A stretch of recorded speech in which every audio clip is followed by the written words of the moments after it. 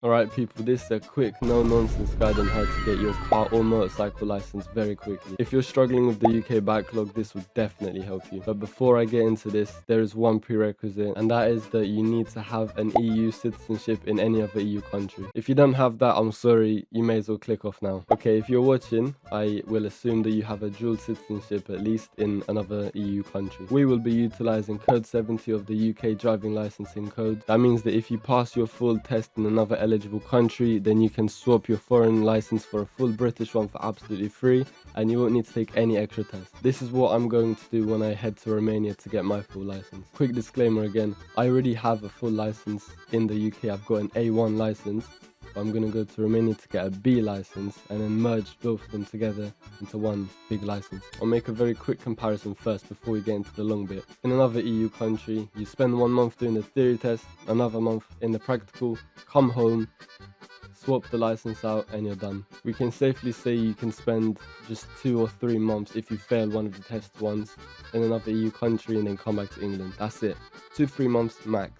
And then you're done. I've handcrafted a table for comparison, so make sure you look at it and understand what's going on. Okay, so this is the table I made for the UK license route. It's a bit short, obviously, because you're in the same country. You pay for driving school optional. You don't need to do that in England, but in every other EU country, you do have to do that, which is annoying. Theory test, 23 quid. Practical test, that is wrong. I forgot to update. That's supposed to be 62, my bad. So theory test is actually really quick. When I did my A1 license last year in England, I only had to wait about one or 2 months for the actual test. That was pretty good. But the practical test, that was a bit longer, and you just gotta wait 8 to 12 months, so it's no biggie, and then you're done.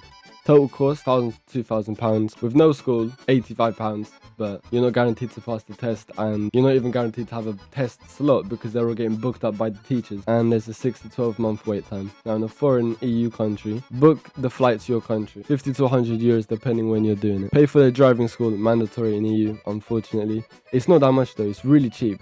I mean, England, £1,000, £2,000.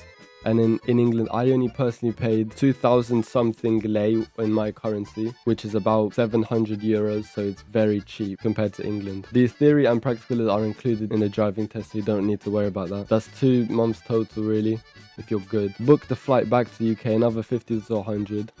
Obviously, I'm assuming you have family in that country. So I'm thinking, why would you have a dual citizenship in a country where you don't even have family in? Like, you gotta have something there at least.